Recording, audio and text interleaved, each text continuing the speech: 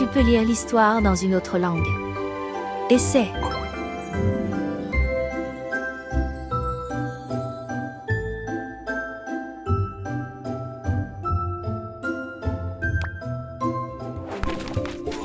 Sur la plage ensoleillée d'Océania, Lily la brebis tricotait un bonnet de laine. Non loin de là, Rof le renard jouait un air vivant sur sa guitare. « Quelle belle journée, Rof !»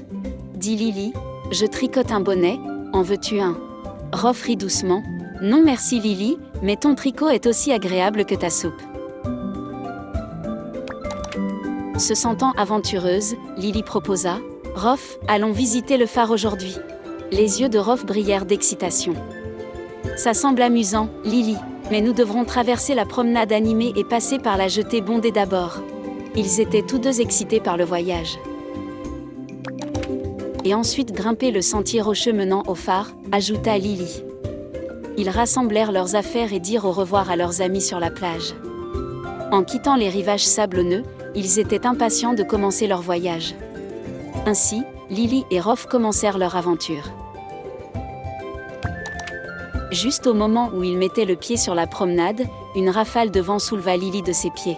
« Oh non, ce vent est si fort !» s'écria Lily, flottant comme un nuage duveteux. Rof regarda avec inquiétude Lily commencer à s'élever. « Tiens bon, Lily, ne t'envole pas !»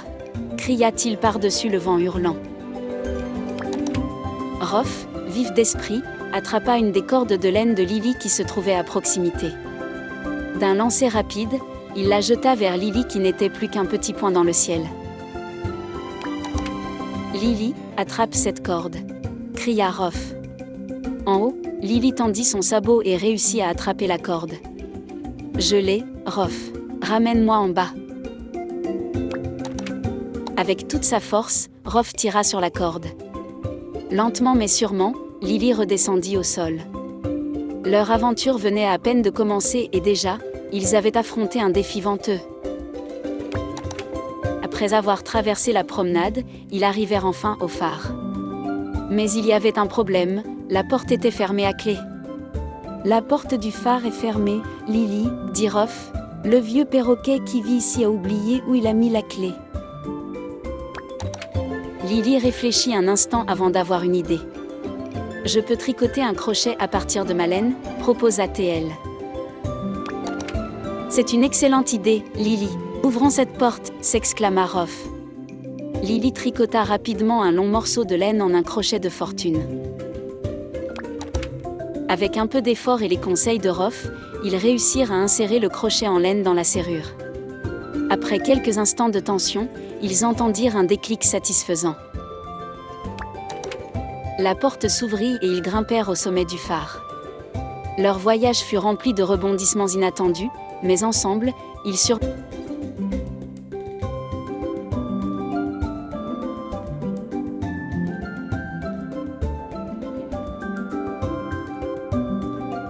La porte s'ouvrit et ils grimpèrent au sommet du phare.